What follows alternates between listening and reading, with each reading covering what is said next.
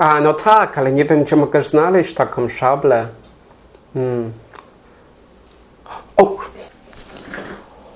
Welcome to World of Monsters. I'm Monster Master Arthur, and today we're discussing the Satyr.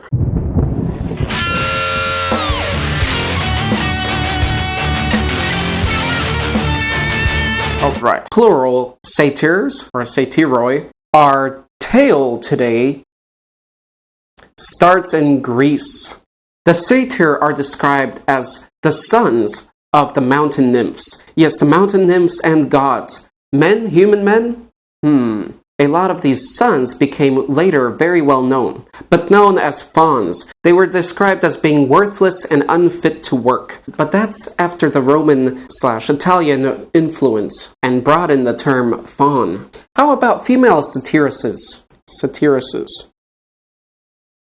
Yes, there were satyresses, but that was later, and that was an invention of poets. We'll get into that more later. The earliest descriptions were of a man mixture with a horse. That's right, not a goat, a horse.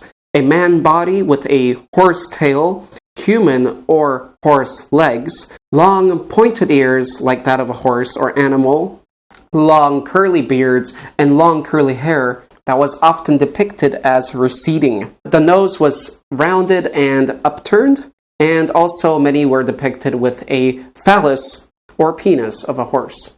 Now, if you've ever seen a male horse or such large animals, you will realize that they were holding back a lot with these old artwork. So remember, what distinguishes faun from the satyr is that the satyr has equine or equine features, the features of a horse, and fauns have the features of goats and such animal, with their horns and the shorter tail, and even the hooves are different. So today we're going to focus solely on the satyr. Give the satyr the honor and respect it deserves, because everywhere all over the internet, when you search satyr, you see actually fauns mostly. Okay, I'm recording. Nobody confuses minotaurs and beastmen, or nagas and Medusa. Or how about cat people and the werewolf? Nobody confuses those two, so why would you confuse horse people with goat people? So I think this is the place where we give the honor and the respect to the true satyr, the original satyr, that were not changed later on in human history. The satyr were known to be the companions of Dionysos, the god, and that was the god of wine and harvest, vegetation and festivity, so the party god. That's right, we've seen him before in the discussion of the Minotaur and many other places. Therefore, that is why the satyr and later on the fauns were often connected with the love of wine, merrymaking, and partying out in the forest, and even orgies. They were often depicted with a flute or flutes, and wearing a wreath of vine or ivy around their balding head. You can also find them carrying the thyrsus, the rod of Dionysus, tipped with a pine cone. So that's basically the wand or the staff of Dionysus. As far as cryptozoology and crypto research goes, the satyr is an excellent creature to look into. So keep an eye out for that on this channel. It may already be out there, so do check it out. It's an interesting aspect to this humble beast. Okay, now let's go more in depth into the appearance of the satyr. As we know, horses are quite a bit larger than human. So if you combine that and you put the human torso on the horse's legs, you have to find middle ground somewhere. Horses' legs are going to be very disproportionate with a human torso, so you're going to have to make the human torso a bit bigger and the legs a little bit smaller to find some middle ground with that mixture. So the creature itself is going to be pretty muscular, it's going to be lean, it's going to be big, unless you mix it with a pony or maybe a donkey, which are a little bit smaller than their larger equine brothers and sisters. As far as color goes, we're looking from black to white and shades of brown and yellow in the middle. Also to be considered are spots and stripes. Stripes from creatures and equines such as the zebra, and spots such as some wild horses and many types of horses have as well, in different shades mixed in. Also, as far as the fur goes, there's horses with those longer fur tip footing hoof areas and with thicker, longer manes. So that's also something to consider. Is your horse short-furred, or does it have longer furs in specific areas, or does it have longer fur all around? If you're looking at the legs of the satyr, then we often see it in cosplay with thick furry legs, and that's just easier to create as a piece of costume. But of course, actual horse legs are much smoother and short-furred than that. Hence, you can see a lot of the muscle and the sinew lines. Should the satyr have a mane? Is that what the curly hair is about? Maybe your satyr does have a mane. Maybe it starts with a mohawk at the top, goes down to its back or mid-back, or all the way to its tail region, since the torso is much shorter than an actual horse's with the human hybrid. Also, what if it's mixed with a unicorn? Will it have a horn?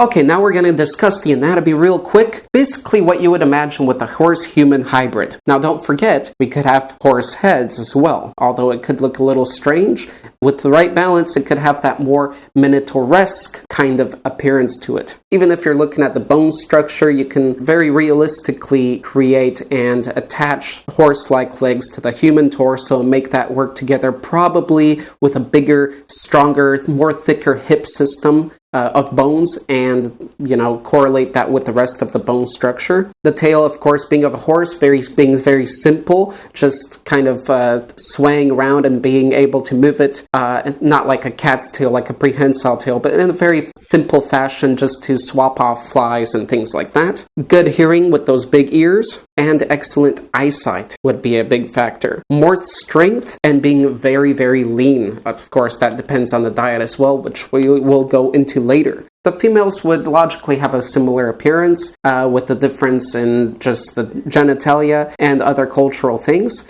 Okay, looking into the personality.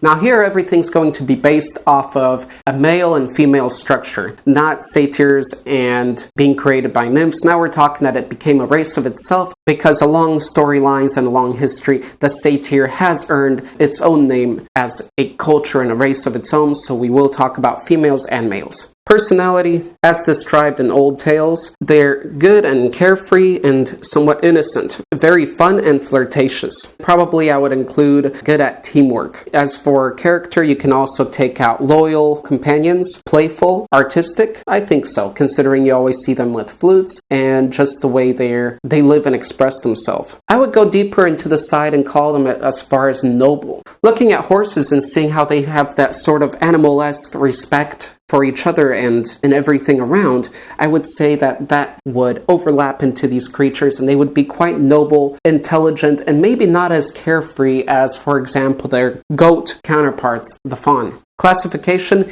humanoid, animal, hybrid. Mammal, herbivore. Now we're going to look into some strengths and weaknesses. So let's go over the strengths first. Speed. Speed will be a great part of these creatures' tactics. Yes, working together. As we know, horses and the equine do live in larger societies and groups, having out-of-place ideas, having that creative thinking, jumping, hiking, long distance, all with the help of those legs would be great features of this creature. Weaknesses? Possibly swimming, if they could swim at all. Now, most, if not all, creatures can, but very well, some of them. There would probably be competitions and such as in humans. Small spaces, another negative probably, because of their structure, and possibly being easily fooled. Because they are noble, they're intelligent, but they're also possibly on that very great side of good, where they expect others to be as good-natured as them, and therefore could be fooled. Okay, let's go deeper into their life situation, their food. They've got horse teeth, so that means they're probably based on a vegetarian diet. Their courtship would probably be either very playful or very noble and honorable with the opposite sex. Fathers could be committed, or the young could be raised by a communal child rearing system. So that means raised by the community rather than just two parents. I could see 50-50 both ways. That could depend on the culture and society that you create with your satyr. As far as family size, I would say looking at human structures and horse structures, we often have 1 to 3 babies at a time, 3 being very rare, 2 being rare, so usually 1 at a time. So therefore, 2 nipples on the males and females and breasts, I think, would make sense. More is possible, but really that is based off of how many offspring a creature has. Could leg shaving be a common practice among certain cultures and societies in order to connect better with their human half? What would that look like? Culture and society, looking back on history, would appear quite disorganized. I would disagree in the reality of such creatures existing, saying that, again, based off of watching horses, the society structure could be very well managed and exist at very large sizes. I would say there would be a respect among members, and leadership could possibly rotate or belong to everybody, as it would be a community that would respect each other and work with each other very well. One such movie I'd like to refer to with some ideas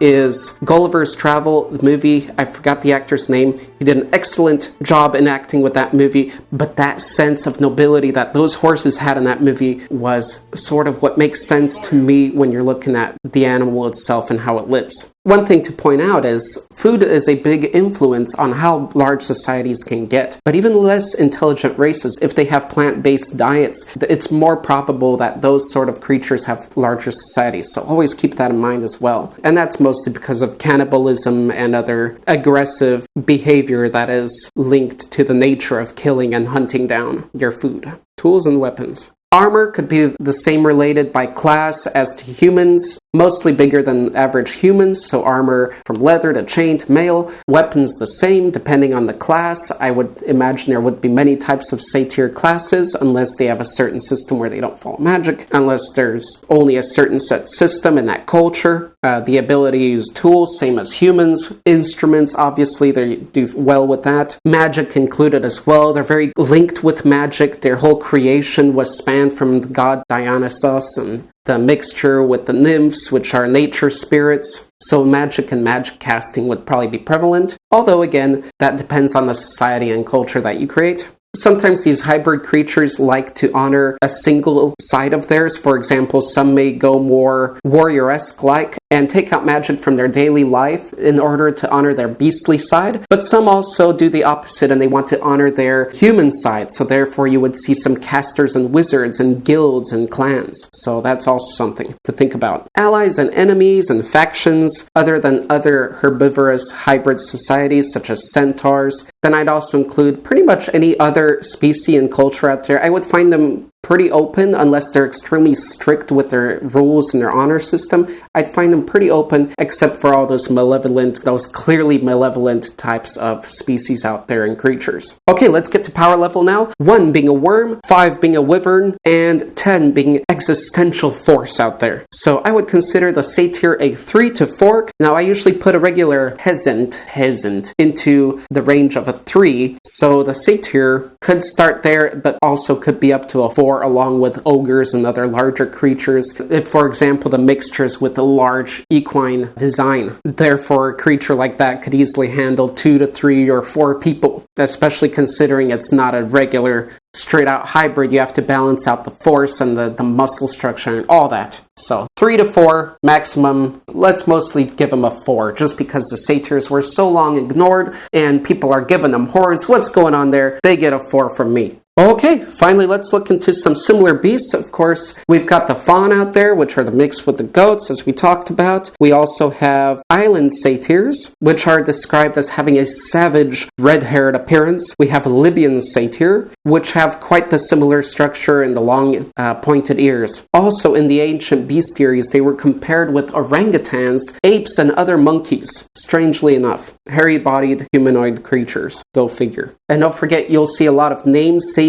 out there, but remember, those are mostly actually fauns. Those came in later into stories. So we also got other hybrids such as the centaur, we got the minotaur, beastmen, harpies, foremen, etc. We have folk that are mixed with beasts and can transform. And then you have the urisk, or the urisk, which is a Scottish fairy, and also the skorenoi of Dragonlance. So another good one to compare with. Sources are really tough to look into with this. See for yourself. Go Google or try to find some real pictures of true satyr out there. I have found no references in movies or games, so if you find one, let me know as well. They are rare, and they also possess the names Silens or Silenoi, and the young were called Satyriskoi, and the flute-playing satyrs were actually called Titirois. So you have Silenoi, Satyriskoi, and Titirois. If you see some more great images or info out there on these,